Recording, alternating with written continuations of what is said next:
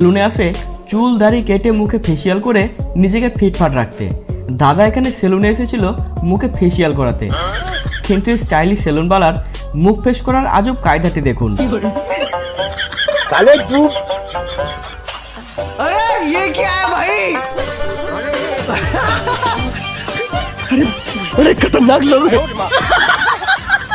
মানে এটাই বোঝা গেল না সে মুখের ভেতর ফেস করছে না বাইরে।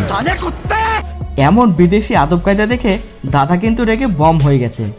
সেলুনওয়ালার কপালে দুঃখ আজ ভালোই আছে।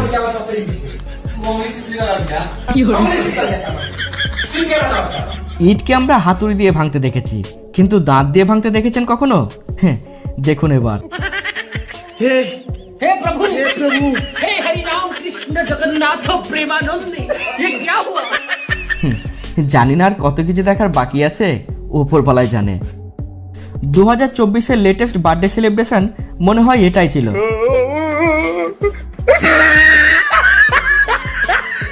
ছোট্ট একটা ভুল গোটা পার্টিটাকে নষ্ট করে দিল। এবারে মজার দৃশ্যটি দেখুন।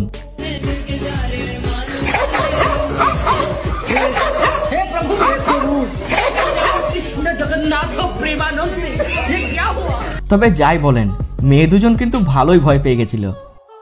কিভাবে সুযোগের সদ্ব্যবহার করতে হয় তাই ভাইকে দেখেই শিখতে হয়।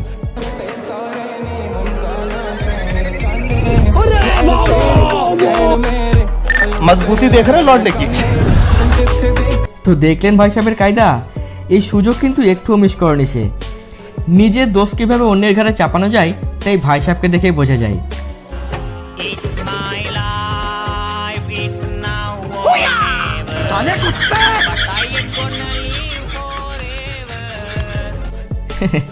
দিদির সাথে অকারণে প্র্যাঙ্ক হয়ে গেল। ড্রাইভিং তো আপনি বহু দেখেছেন,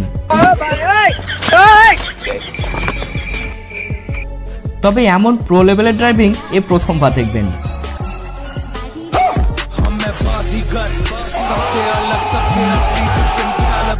মিটিং চলাকালীন এই ভাই খৈনি বানাচ্ছিল, কিন্তু তার খৈনির পাওয়ারটি দেখুন।